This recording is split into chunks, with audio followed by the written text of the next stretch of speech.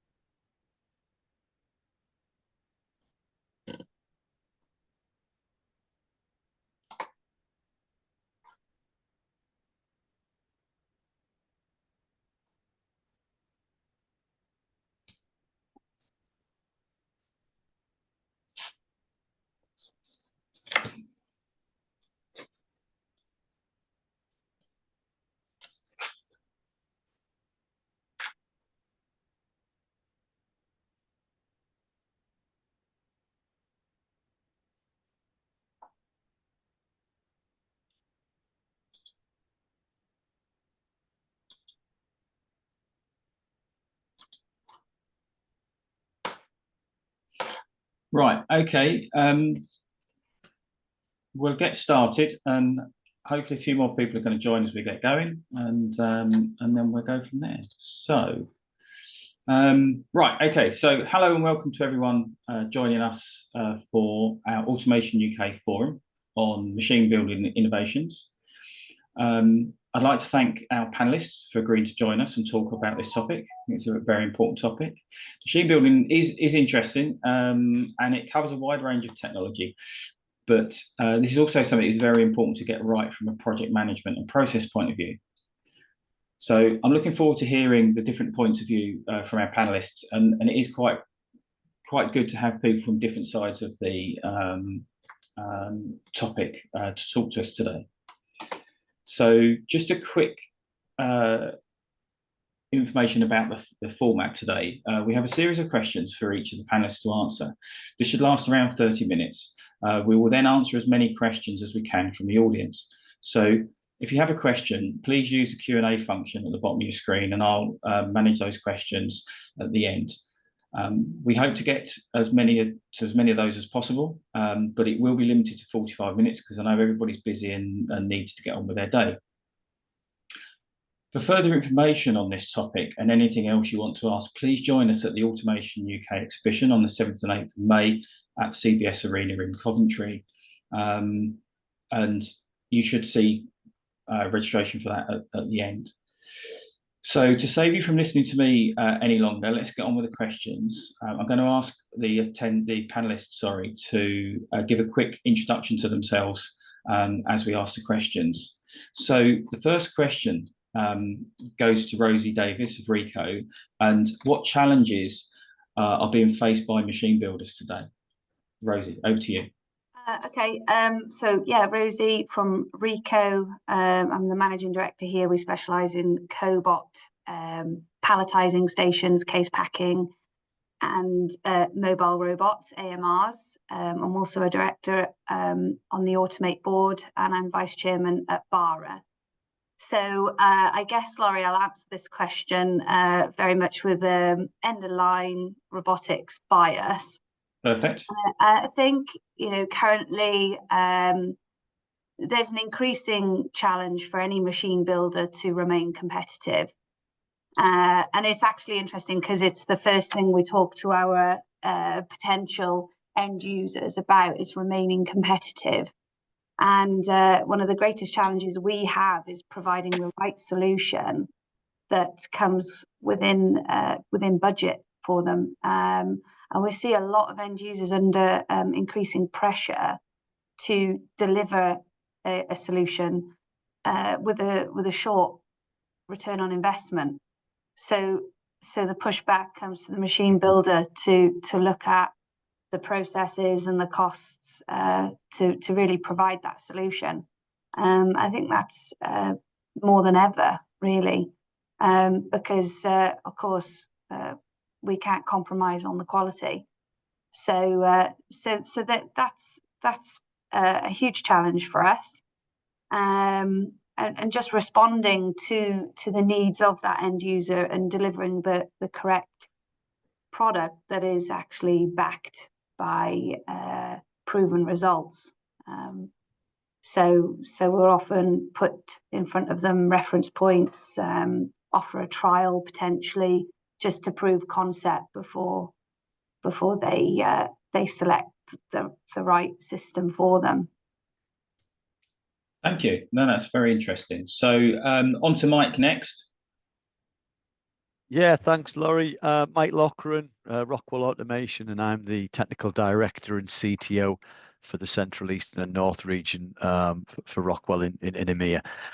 Yeah, I'd agree with everything that kind of Rosie said. That's what our experience is with working with our partners, and we do live in volatile, uncertain, complex, and ambiguous times. But you could say that we've always had challenges within, the industrial world, and the challenges will keep on coming.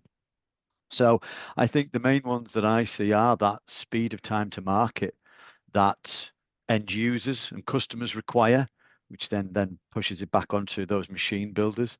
How do you get that machine quickly into production to meet the requirements of customers, supermarkets, etc.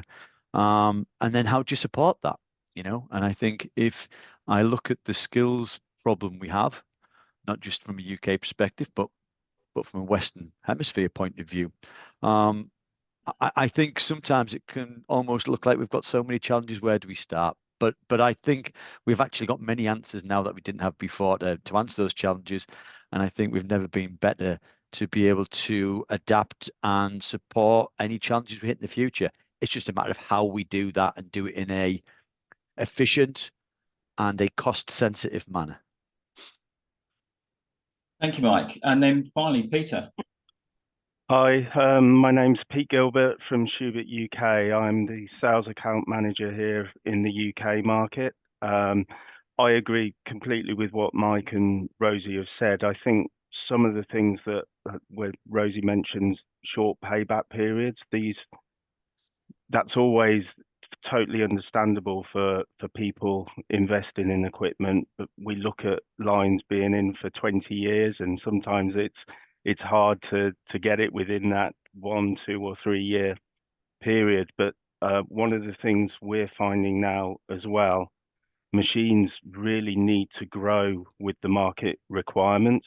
So customers need flexibility or want to build flexibility into those machines, and a lot of the time that may come at additional cost. So it's really important to look at ways that you can, because customers know that their formats are bound to change over the next however many years. So it's really important to try and build that into the design of the machine as well. I think one of the factors we're seeing a lot more of are customers, compared to maybe 10, 15 years ago, customers are now having to look at more information. It's not just about the initial investment in that equipment, it's also now about the long-term running costs and life costs of that equipment, and that information we obviously have to provide to them as much as we can. Yeah, no, thank you. They're all really, really valid points.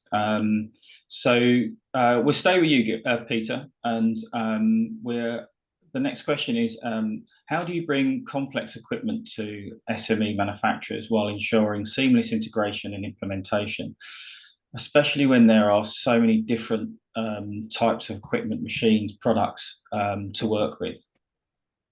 I think we try to make complexity as simple as possible, which isn't easy, but with Schubert we use standard components. So in effect, although the systems will be doing different functions, it's the same components carrying out those functions. It's purely maybe one is erecting, one is loading, one is closing, for example. So that's really important. But when it comes to perhaps complete lines with multiple components from different suppliers, that's where we start looking at our project management offer, where we can actually provide single source supply for that complete line, rather than having the end user needing to have conversations with 3 or 4 different suppliers. And that's something we're able to do. We can even test complete lines in effect in our factory in Kralsheim, so that the customer knows it's going to be as smooth an install as possible. But again, training is critical. Getting people up to speed as soon as they can, and getting buy-in to those lines before they've even landed in the customer's site. Cool. No, thank you for that. And then, Mike, do you want to have a go at that one next? Yeah, you know, without the risk of sounding like a broken record and agreeing with everyone, I would agree. You know, it comes down to standards in regard to technology is getting more and more complex, and we as technology vendors, as machine producers, are here to make the very complex simple, and it's what automation has always kind of done. To give the right throughputs and efficiencies and all that great stuff. And we're not going to be able to get away from that complexity, as far as I'm concerned, to be able to produce and provide the machinery that customers require. So I think, to me, it's all about how you utilize the standards. And again, you know, as Peter mentioned there, if you can provide standards from the very concept or proof of concept, which Rosie was talking about, and utilize those same standards right the way through to that complete machine and delivery, and then the end user can take that that body of work to help them improve and continue to improve over that 20+ years of the machine, then there's got to be value there. But that has to start at the proof of concept stage. So, you know, we have to use the right tools at proof of concept that can be scaled out, that can then be monetized potentially and actually sold on as part of a service to that end user to help them simplify it, help support, help them prove the agility of that machine when they say, after 5-6 years, we need to change size of packaging, we need to change X, Y, and Z. You know, they don't have the time nor the budgets to get a new machine. How do we do it with the machine we've got? And that would be great if that went back to that initial design with the initial vendor who made that machine, and they worked through the life cycle of it, which is all possible. But I think we do need to look at it from that proof of concept stage on over. Yeah, no, thank you. And Rosie, how are you handling this? Well, if we look at what's been asked, seamless integration, I think the first thing that stands out to us is that we would test as much as possible prior to delivery to site. And in that FAT period, before we ship the equipment, we would very much offer training. So as Peter mentioned, training is really, really critical in the seamless integration, because and for a first-time user of robotic automation in particular, there can be a certain amount of resistance prior to accepting machinery on site. You know, almost to the point where we've seen instances of sabotage because some culturally, potentially, there are some ill thoughts towards actually what the robot is there to do. So we try and onboard operation teams as much as possible before we deliver equipment to site, and that is something that a lot of machinery suppliers will do for you. But we think that works really, really well. It reduces the time to commission and install on site, and they kind of hit the ground running. And with that, we try and get as much product here as possible to test before it's delivered, and that kind of takes away any unforeseens potentially that may arise when you head to site. So we think that works really well. Effectively, you could find your machinery from a turnkey solutions provider that has a wide range of machinery within their product portfolio. So you effectively order, you raise one purchase order, or you could find machinery suppliers that work well within their partnerships. So I know many Schubert, you guys will have yours as well, partners in the industry that, you know, are very conversed with your technology and the way you engineer, so you get that handshake from one line to another, and effectively providing seamless integration from multiple automation partners. I think, Rosie, that puts something on to also the project management side of it.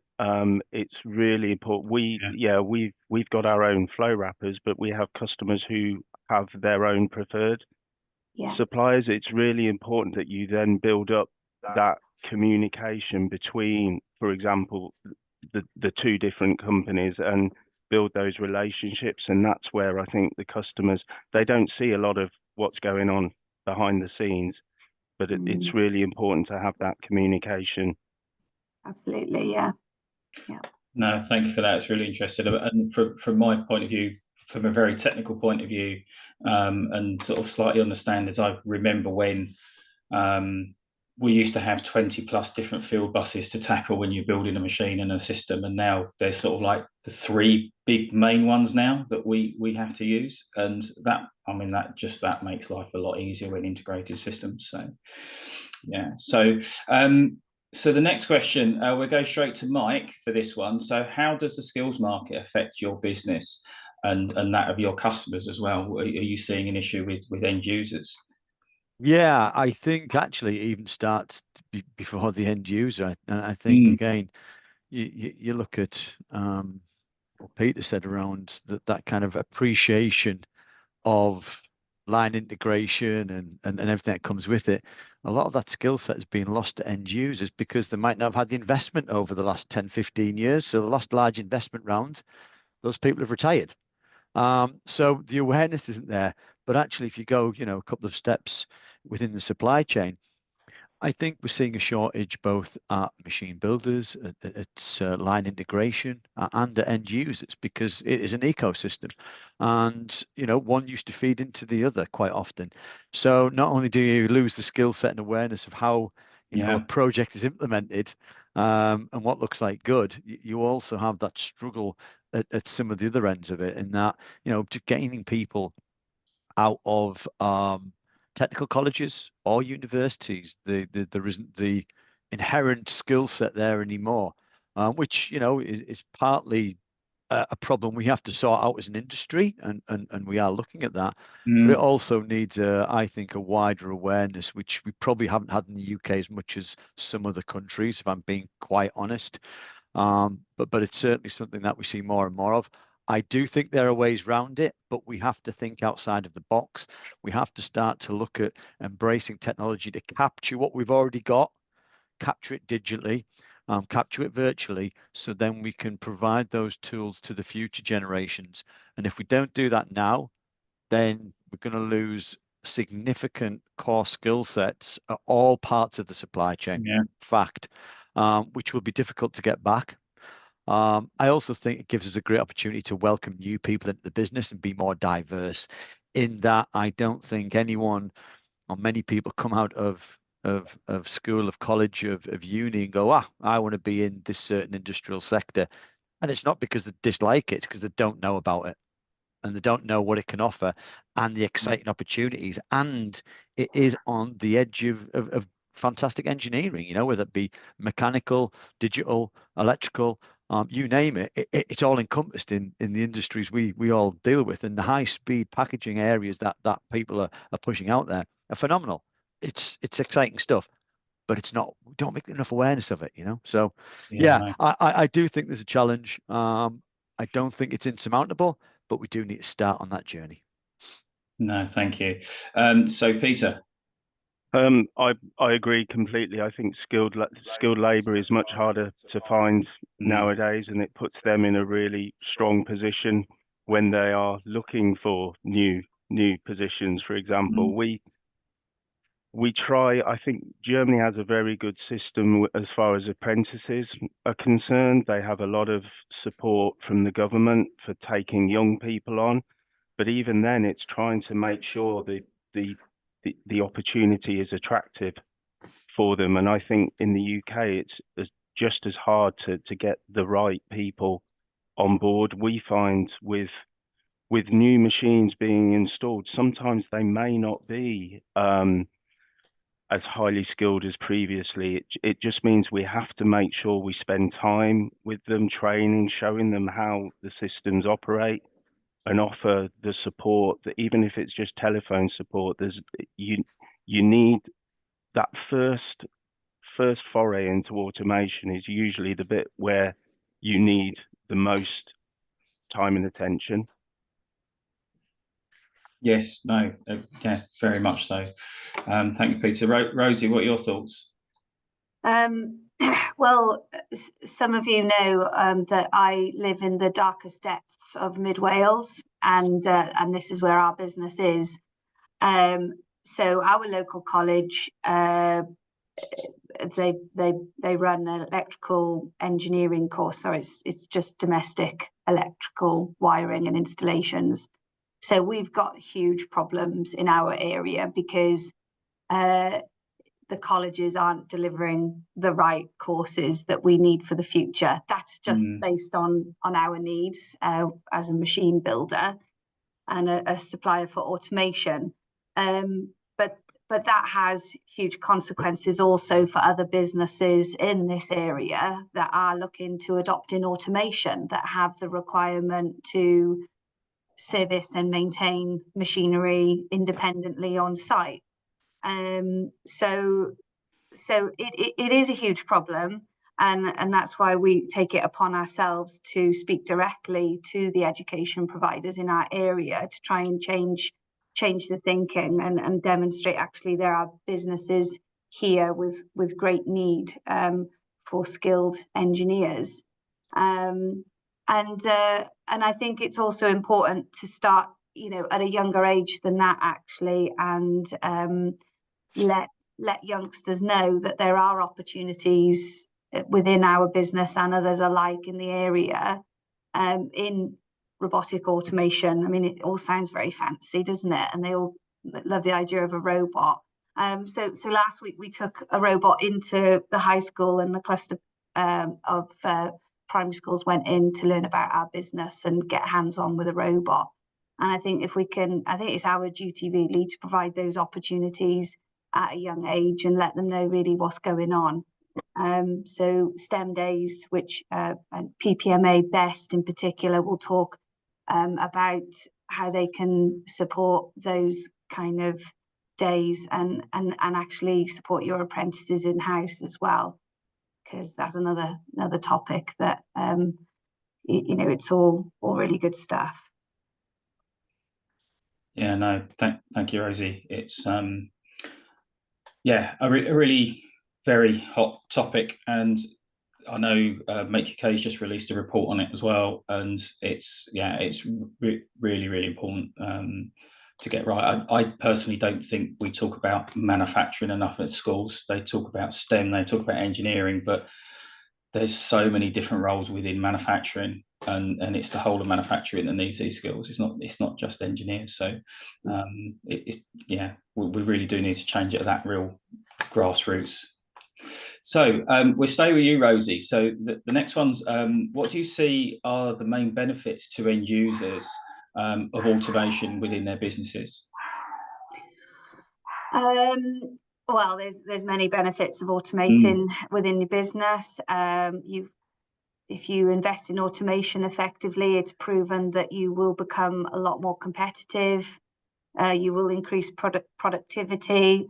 You will adopt better standards of health and safety. Obviously, in the robotic world, and in particular in palletizing, we always talk about the repetitive strain that brings, and overall quality. And even if you can make that leap and invest in automation, you get so much more from that, and it's potentially the ability to adopt in AI-driven methods to really focus on what is being produced, where the shortages are, and how you can increase productivity furthermore and optimize your equipment. So yeah, the endless opportunities and endless benefits to adopting in automation. Yeah, no, thank you, Rosie. And then Mike.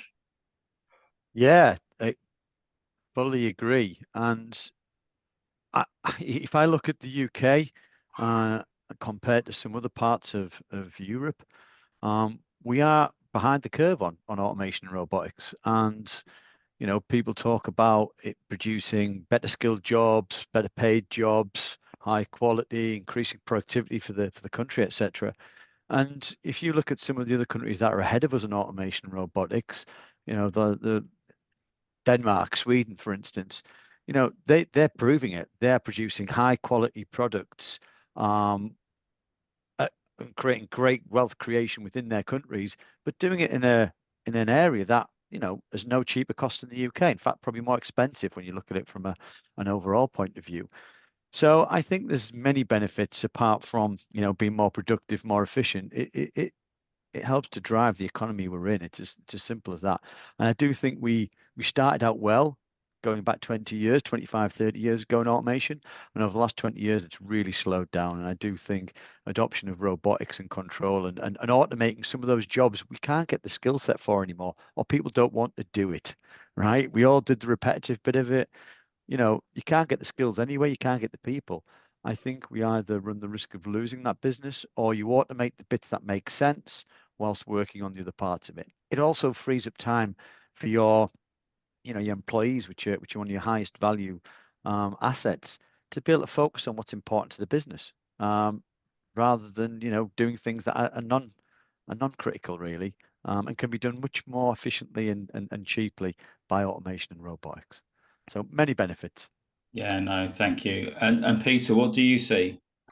I very much agree. I think one of the benefits of automation is that there are now different levels of automation available to the end users. It doesn't have to be all singing, all dancing, multi-million-pound lines. There is a lot more systems that are more specifically designed for each company's requirements. So I think there is, if you look, there is stuff out there that is suitable for a variety of applications. Yeah, no, again, yeah, completely agree with everything you've all said. So thank you for that. So finally, our last question is, why should people attend Automation UK? And what exciting innovations are you going to bring to your stands that they can come and see? And let's go with Peter. I think for me, Automation UK, just the location is central to pretty much everyone. I think it's a nice show because you've got the time to have a look around and see everything, and you've got a wide number of exhibitors there. For us at Schubert, we'll be showing our Herbie, our AGV, automated guided vehicle, on the stand. We'll also have representatives who can sort of discuss. We'll have information about our comfort package. So this is about our specialists being on the stand who can talk to customers about their future packaging requirements, maybe the move away from plastic. We can talk about how they can change to card, more eco-friendly solutions. So I think that will be quite interesting and good to show at the exhibition. Thank you there. And then let's jump to Rosie. Yeah, we've got everything that Schubert's got, so you know. I wasn't expecting to have to plug like that. Sorry. No, every opportunity. It's a good opportunity to come along, obviously see what's new in vision and in robotics, understand there's a great speaker lineup. I think there's an opportunity to hear from end users that have adopted automation, that will talk about their challenges in finding the right solution. So that will be a really interesting panel. On day 2, we've got a BARA members only networking event. So if there are any BARA members on the call, that they'll soon have some information on that one. And yeah, just in general, an opportunity to see and discuss with suppliers and integrators, discuss your automation requirements. And as Peter mentions, there's plenty of machinery on stand. And also in the demo zone, we have a dedicated AMR demo zone this year. So if that's a product that you're interested in, there's been a lot of talk and positive noise about AMRs. It's an opportunity to see 4 different manufacturers of AMRs in the same space and take a look at them and see what's unique about each and every one of them. That's not quite Robot Wars, is it? There should all be. No, I know. No, they're going to be fenced off, so that's not fun, is it? Right. Okay. So, Mike, what have you guys got? Yeah, so again, an efficient way to get the most out of and multiple vendors and technologies in one place and a very easy place to get to, right? So there's the why come to the show bit of it. And yeah, me and my team will be attending, where we're going to be demonstrating some of the ways you can address some of those challenges we've talked about today. Whether it be the supporting of complex automation, whether that be the skills and capturing skill set, whether that be supporting for now and the future proof of concept. I'll be presenting on the Wednesday around how you can reduce commissioning time and accelerate capacity using digital twin and digital design. And then on the Thursday, I'll also be appearing to talk about how you can combat a transitioning workforce and how you can implement and provide them with the best skills available and superpowers to support not just the new equipment going in, but some of that more older legacy equipment. And on the show floor, the team will be there to bring this to life to people and to show how it can be put into place. So yeah, please do come along, come say hello. Please do know and check all the people who were on this call and say, yep, I was there. That'd be fantastic. I'd love to meet you all. And even grab a coffee. So yeah, looking forward to it, Laurie. It's going to be good. Yeah, no, excellent. Thank you ever so much. So we're coming towards the end. We've got a couple of questions to ask from the audience. We will be sending up a follow-up email to everybody on the call, and you will find a link to register for your free tickets to Automation UK. And we'll also send through a feedback request. Please fill it in. It's really, really important to us. It really helps us to tailor this content to what everybody actually wants. If you have a specific question for any of the panelists, please also pop it in there. There's an area for that, but please give us your email so we can actually put you in contact and get you to be able to talk to the people directly. So we have one question from Gary. So how do you respond to the thought that not investing is actually a lack of leadership within the business and is storing up bigger problems for the future? Please just dive in, whoever wants to go first.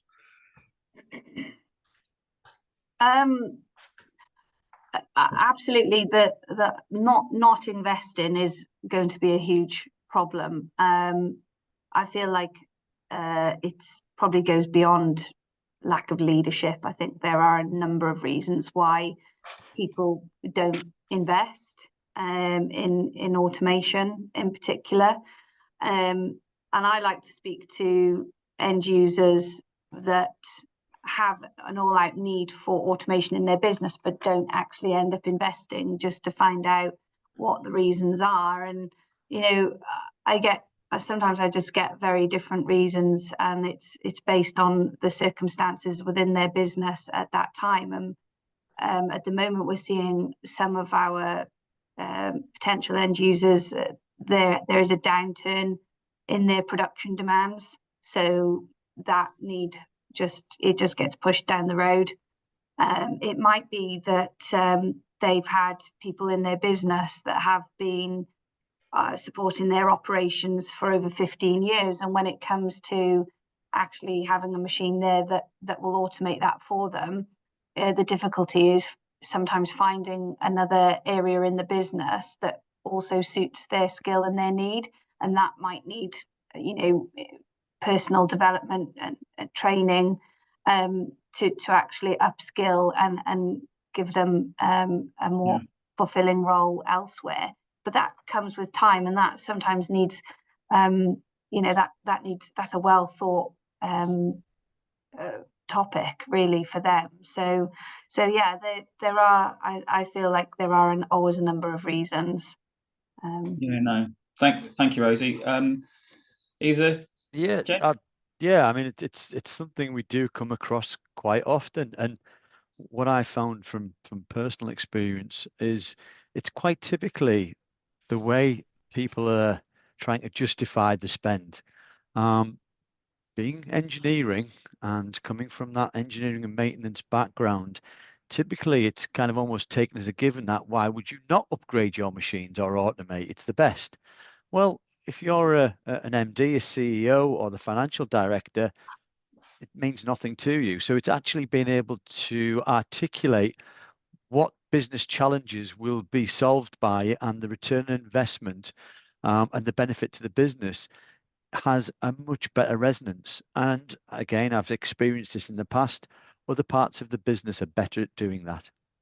They can justify IT systems, they can justify new trucks, they can justify all sorts of things. The engineer is saying, well, why would you not know this? I'm an engineer. And what, So I think sometimes it's up to kind of us as technology vendors, as suppliers, to be able to articulate things in a much more business relevant manner that actually resonates with the financial directors, with the MDs, the CEOs, and the stakeholders. And from that, we tend to find that we do get a better buy-in. Also, it needs to be scalable and at the right cost with the right return investment. Again, sometimes in the past, and I think, Peter, you alluded to this, it was a big bang project. Oh, it's going to be, X million. It's going to pay you back in what? That's a lot of investment and also a lot of time out of a business if a line is down. The start small, this prove concept and show scalability and time to market quickly tends to also get people's imagination and buy-in, rather than we're going to completely replace a whole factory. People don't have the time to do that anymore. We just don't. So again, it's how we approach it. And Mike, I think that's a lot about planning as well. I mean, there's a lot of companies that invested a lot of money maybe 20 years ago and complete lines, and as long as those lines are running, it doesn't matter how much maintenance is required. Then the question is, why should I automate? But at some point, it's not just one machine. Potentially, it's a complete line that needs upgrading, which then makes that investment much higher. Yeah, no, thank you. I mean, that leads quite nicely into the next question. So Rosie mentioned earlier, like the animosity about certain jobs she's been on where people are sabotaging equipment when it goes in because they think it's bad. I mean, how much of an issue do you see in the UK culture when it comes to terminology like robots or automation takes jobs, and also the classic, which has been mentioned here as well, of people being proud of how long they've had their machinery up and running. Oh, look at this machine, we're so proud to be running 25 years. Where if you go to other countries, they've been, look at this machine, we've just spent 2 million on this new piece of kit and it's been running for 2 years and it's been really successful. What's your take on that? Again, I always think robots don't take jobs, they save jobs. It's literally, I mean, we're all, with the weekly shop nowadays, everyone is looking at trying to get it as cheaply as possible, and unfortunately, or you have to say automation is the most effective way of doing that. It's great if you can look after machines so that they are running 20-25 years. That's fantastic, but technology moves on, and I think it's important that we move with it as well. Yeah, we don't want in UK industry to become like Beamish, which is a museum in the northeast for those that know it. I'll give away with my accent where I'm from. But yeah, I would, again, I fully agree. It's you can also add AI in there now, by the way. So robots, AI, automation are all going to be taking jobs, and they will take jobs, but they're going to take jobs that you're going to struggle to get people to do in many cases anyway.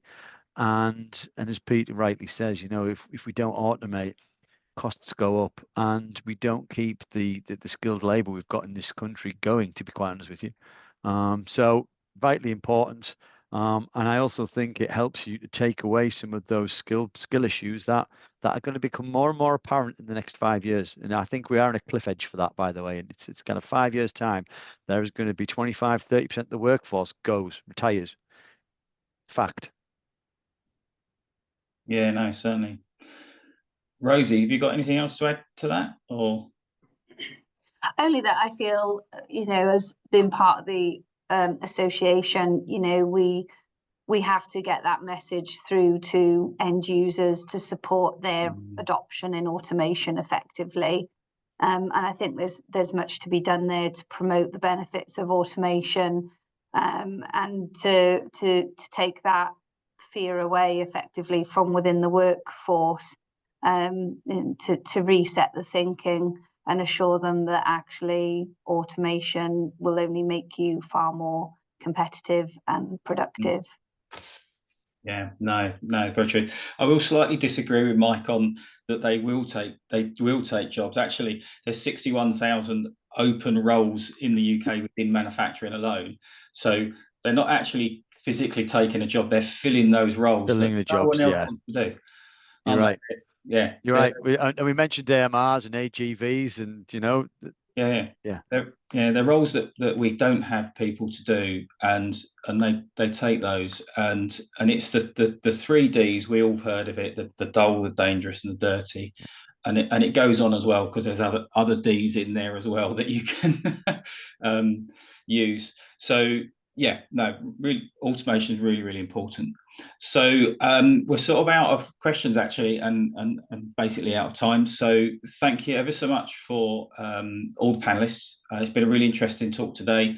Thank you for the attendees. It's been really great having you, and hopefully we'll see you at Automation UK. If you see us around, come and tap us on the shoulder and say hi. I'd love to talk to you, and thank you. Have a great rest of your day, and we'll see you on. Thank you. Thank you. Bye. Bye all. Thanks very much. Bye-bye. Bye. See you then. Bye.